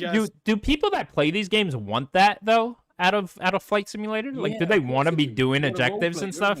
That's what they want. Okay. Because they'll go on Amazon and they'll buy the uniform, and then they'll sit there with all the fucking stupid gadgets. The setup, you know.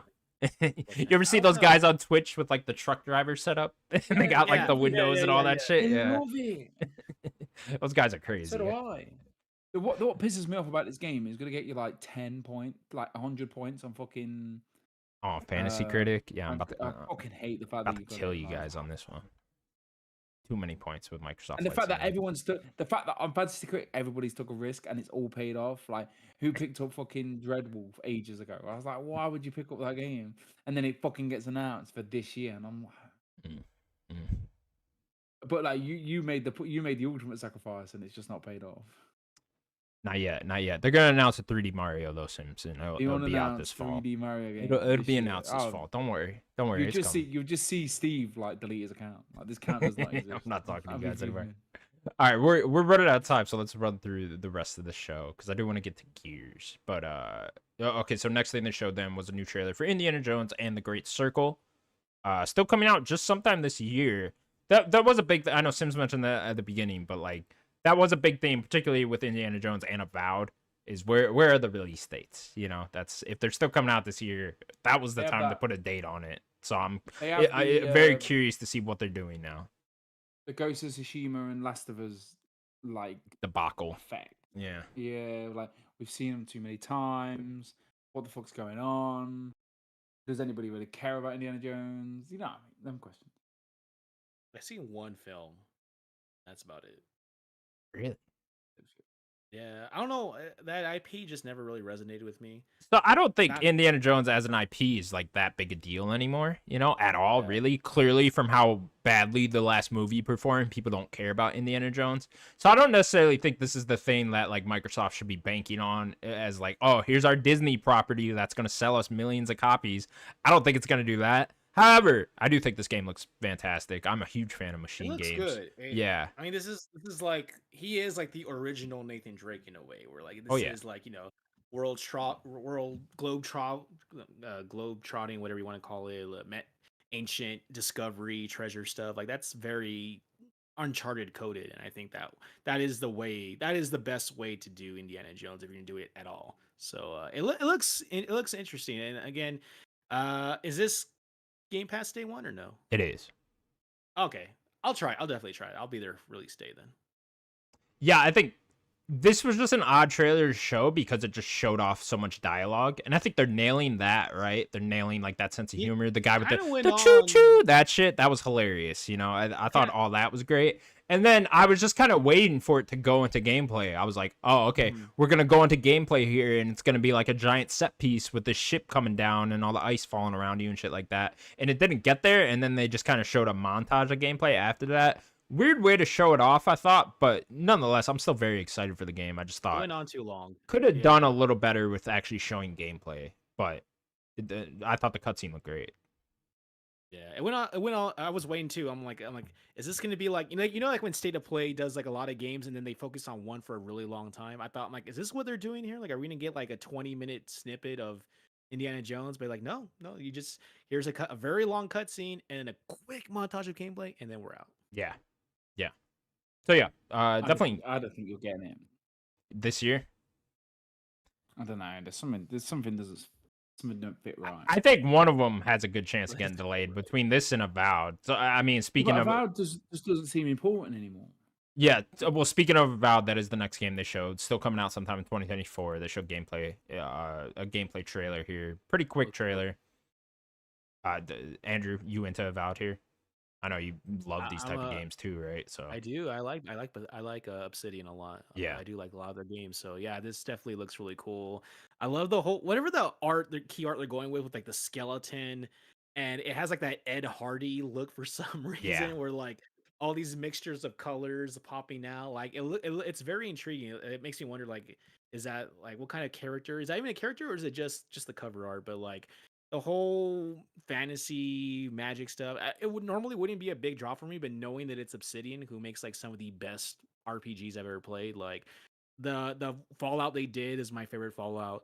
Fallout New Vegas. They did stuff with Kodor, and they just done a lot of different stuff that like consistent bangers. Now I know the team now is not the same team from like the aughts from the 2000s, right? It's not the same team, but I just feel like there is a legacy there. I haven't finished yet Pentiment, but like what I played of Pentiment is really great. So they consistently show me that I should trust them. So yeah. Yeah, it's been very odd to me how Xbox is choosing to advertise this game and promote it, because like they should be promoting this as here is your next Skyrim to hold you over to Elder Scrolls 6. That's what they should be promoting this as. And thus Yeah. far, this game just really hasn't had a good showing, I feel like, Like, we came off that developer direct, everyone was kind of, like, mid on it, and then this was just, like, a very quick trailer where we're not really getting a good grasp of what the story is and what exactly gameplay looks like and stuff. I'm all in on this game. I think it's going to be awesome. I think Obsidian's going to nail it, because I just think that's a really talented team over there. But they just haven't had a good showing yet with this game. Like I haven't come away from one showing of About and been like, holy fuck, I need to get my hands on a controller right now to play that. Do you think they're just being cautious with like their past history of putting all their eggs in one basket, like Redfall and other stuff? They like unproven IPs, kind of just like, Yeah, we'll maybe a see. bit. I just think it's also just a hard game to show off, right? Like it didn't get the 30-minute direct that Starfield got to really show off Starfield, and it kind Yeah. of needs that. Like I almost wish Avowed was the game that got a full direct instead of Black Ops 6, right? Just to really get in there, really get a deep dive, and really like Mhm. figure out what the story is, give me some interesting characters, We know what and then Black show Ops me is a gonna lot be. more of Yeah. that combat, right? Yeah, and it's like for a lot of us watching the showcase, none of us really care about Call of Duty, It's like, and maybe you guys do, I'm not entirely sure, but like I turned it off personally before the Call of Duty thing started, because I just didn't care. And it's like I really wish you guys showed something else there, because it's like you're not getting Call of Duty guys to watch this anyways, so I would have preferred to deep dive into something else. That's a good point. Yeah. I did watch the deep dive just because I'm not curious about Call of Duty as a game. I'm more curious about the time period they're going with. I wanted to see what they were going to do with that. So I did. I stayed for that. I did stay for that. Okay, cool. Let's just skip to the end then, because there was a couple more things there. They showed off the all digital Xboxes coming out soon. The new models of them look cool. Sarabon introduced those.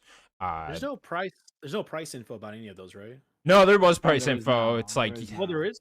yeah, the 2 terabyte one's 600, I know, and I think the small digital series is 299.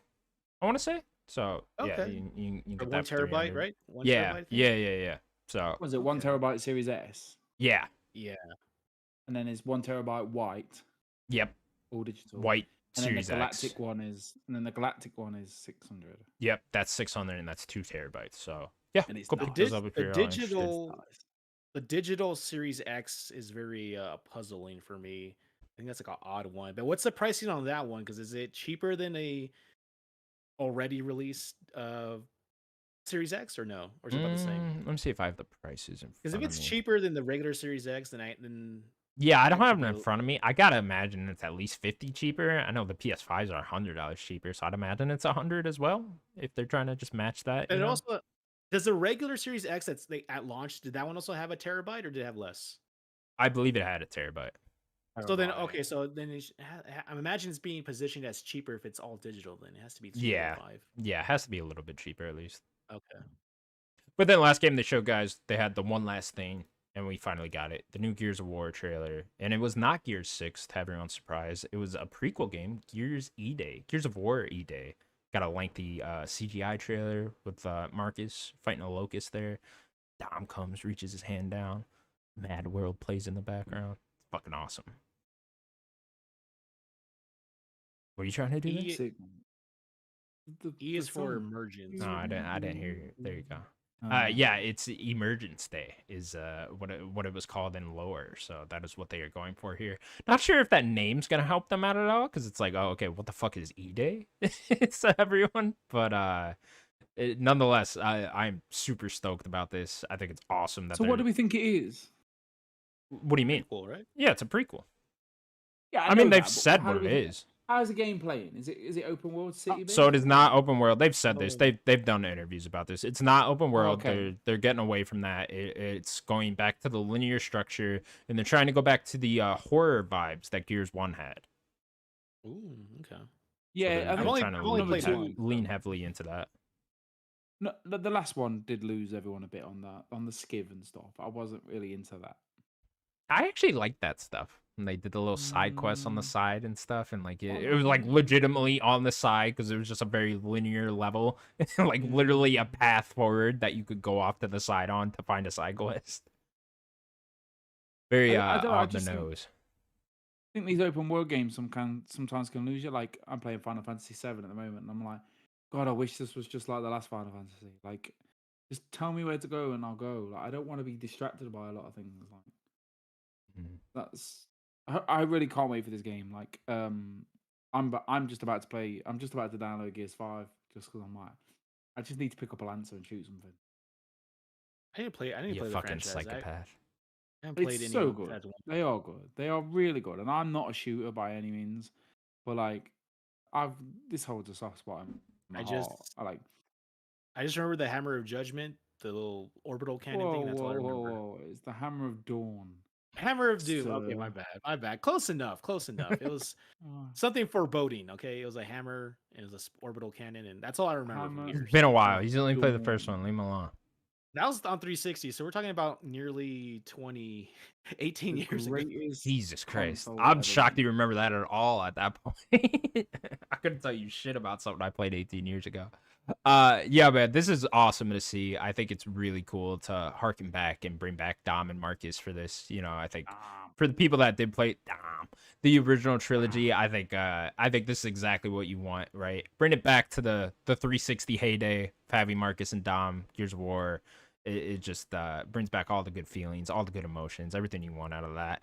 It's just a little odd because, like, you know, I'll try not to spoil anything then for Andrew, but Gears 5 leaves off on a giant cliffhanger, huge cliffhanger. And so you're like, oh, okay, can't wait to see what happens in Gears 6. And they're like, and we're going to do a prequel right now, actually, which is just a kind of weird. It's a weird choice. It's maybe this will answer some questions ready for why 6 is. Is that disappointing that it's not a continuation of 5 then? I don't. It's just weird timing. I think all Gears fans pretty much would prefer this, right? Like bringing back Marcus and Dom in that core. What are they called? What's the squad called? Sims. Is it Delta Squad? Might be Delta Squad. Whatever their squad is called. Bring them all back, have that group, see how that group actually forms in the early parts of their story and stuff like that. I think we're all much more excited for that than we are the new characters that came from Gears 4 and 5. But it's just a very odd place to go back and be like, hey, we're doing a prequel now. It's like, maybe you guys should finish up this new trilogy before you go back and make a new thing. But I don't know. I'm not going to complain too much because it sounds awesome what they're doing. But yeah, it's just a very weird point to not make Gear 6. Yeah. All around me are familiar faces.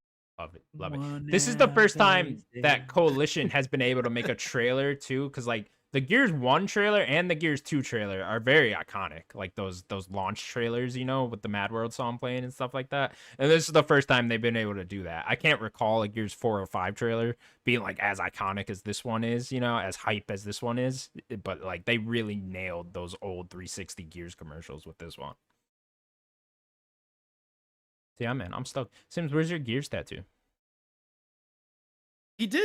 Okay, I saw earlier there was a quick flash of his forearm. I'm like, was that the cog? Was that the? There's a guy at work. There's a guy at work that's got a tattoo in the pretty much the same place, maybe the other arm. He's got Assassin's Creed on the back, and then he's just got Ghost of Tsushima. Like the title card, Ghost of Tsushima. A good picture and then the logo. If I see him again, I'll take some pictures. What a fucking nerd. I have a friend who has one of the variations of the AC logos. You know how they change it for every single game or whatever? It's like it's always Yeah. it's like a Always different. like the theme around it. Yeah. Yeah, he has I think it's the Mirage one, right? It has like the writing kind of like that with the swirls and stuff. I think he has that one. Yeah, man. Last thing before we wrap up the show, was there any other game throughout like all this whole week that has caught your guys' eye? Like anything you guys are like really anticipating now that just throughout the entire week, even if it wasn't at the Xbox show? I'm looking. I went back to my phone to look at this. Real quick. Did you guys have time last week? Did you guys talk about the Summer Games Fest stuff from last week? No, yeah, we haven't done any of that yet. Yeah. All right, real quick. That Grave Seasons game, it's kind of like farm simulating with like the whole dark tone, whatever, the pixelated one. That one looks really cool. Yeah. What's it called? Grave Seasons. Grave Seasons. Civilization 7. I'm a big fan of the Civ series, so I'm very excited for that. You look the time. Quidditch. I don't know who that's for. I feel like most Yeah, people care that looks fucking sick. That looks sick. Really? Do For people Sims, care that's about who it's for. Okay. To be fair, Yeah, I could like, see that that game game- being like fucking huge. Like I could see Yeah, like millions and millions of massive. people playing that, you know, being one of those in like 6 months where like, oh, Quidditch is like the biggest thing ever. Really? Okay. I just thought that when it came to Harry Potter, more Oh, people Hogwarts cared about- Legacy did so well against all the odds of everyone hating on it. Yeah. I was gonna say I thought people cared about the Hogwarts stuff. I didn't know they would care that much about a sport within. Yeah, the massive, world. mate. Yeah, I think the Harry Potter that's nerds like- just want to play that game, you know. You couldn't play it in Legacy. That's like if you took like the we call it the what's it called, the karaoke mini game in Yakuza, and you just made a game about the karaoke. But I guess You people took probably would play that. the fucking game from Final Fantasy X, whatever it is. Oh yeah, Blitzball. Blitzball, yeah, there you go. And they just made a game You about just that. made a Yeah, I whole guess game that about would it, work. and you could do that. Of course, Lego Horizon. I mean, it looks pretty fun. Was there? Oh, and then that Power Rangers game, because I'm a huge Power Rangers fan as a kid. So yeah. I was falling asleep for the whole thing, and I was like, and then it was like Power Rangers, like, oh, ding, let's go, like. But unfortunately, it just looks like every other Power Ranger game that's ever came out since the Mega Drive. Yeah, Just pixelated side scrolling. I was like, what a disappointment. And then They're obviously doing- you got no Green or White Ranger, which is obviously going to be DLC. That And then sucks, like yeah. the whole driving towards, I don't get that. Like, yeah, I'm looking forward to it, but They're kind of giving it the Shredder's Revenge kind of uplift, kind of. I just feel like they could have treatment. done. They could have imagine like, I don't know, an RPG. I don't know. Like it just Power Rangers RPG would be sick. I think. You know what I could do mean? that. It's Morphin time. Yeah. Oh man. That was about it. Just those. So yeah. Last thing that really caught my eye was, and this obvious one, was Star Wars Outlaws, though. Seeing the lengthy gameplay of that was like, oh man, that looks fucking awesome. Yeah, like that it looks better than I thought it so was gonna be. And then hearing Greg Miller talk about it on Kind of Funny, he was glowing about it, and he just made it sound like everything I could want out of an open world Star Wars game where you're not a Jedi. So yeah, I'm all about that. I think all three of us are pretty big Star Wars fans here. Andrew, obviously. So My lightsaber's right there. Right. It's like that might be my most anticipated for the rest of the year, but just how good it ended up looking. That's only 2 months away. That's August. Yeah, we're 20th? not far at all from that. Yeah, it's That's awesome. August 29th. Yeah, so right at the end of 29th, August. okay, Yeah. Gonna be great. Can't wait So for that. excited for that. Yeah. Sims, anything else that caught your eye last thing? What about Assassin's Creed? You guys, were you guys impressed by Assassin's Creed at all? It's all right. I was impressed with the I whole. forgot that was shown. Yeah. Yeah. I was impressed with. What was I impressed with? The shadow one, and she stabbed the guy through the door. That was sick. That was cool. I really like the art style in like the assassinations. You know, Yeah. where like it goes black and white. I'm like, oh, that's a really cool touch to add in there. I still don't know if I'm gonna play this Assassin's Creed game. I haven't liked the more recent Assassin's Creed titles, but I don't know. Maybe this is the one I check out. Yeah, It looks great. I just wish we hadn't. I wish this would have came out before Ghost of Tsushima though. Like it feels very similar. Although you had like the two playable styles, like the very brutal all offense one and like the more sneaky one. But I feel it feels too close to Ghost of Tsushima, even though that came out like what 2021 maybe 2020, yeah. or 2020, yeah. It still feels so recent. right. It's kind of like August. like people have been asking. That's my you thing guys to too. do Is like this. we'll probably get Ghost 2 next year, so it's like, don't even want to People play have been this. asking for them to do this, and like they took too long. They took too long. So, but I mean, I'm I still feel gonna like play it. But the whole Ubisoft thing, like Outlaws, just stole its lunch. Yeah. It shouldn't have been Yeah. showed on the same hour. No way. yeah, Outlaws looks amazing. Can't wait for that. Outlaws looks sick. Can't wait. It does. It does. All right. That's going to do it for Nerdic Gods Podcast, episode 227. Thank you all so much for watching. Please remember to subscribe to us over at youtube.com/Nerdic Gods. And you can also find us available on all audio platforms. Guys, anything else you want to say? Potatoes. Potatoes, indeed. Potatoes, indeed. So versatile, too. Mm. Do tater tots, potato wedges, fries, baked potato, mashed potatoes. They really do it all there. So. Dupinois potatoes. What potatoes? Dupinois. What is that? What is Dupinois? What does that mean? Cream potatoes. Cream potatoes. Dupinois. Oh, are you talking like that? You slice them up, French style, slice them right? up real nice. Slice them up real nice. Cream, cheese, bellissimo. Okay, I gotta go over to Sim's house and get some Dupinois potatoes. It sounds See you like next that week, Canadian everyone. thing. Bye bye. What, like poutine?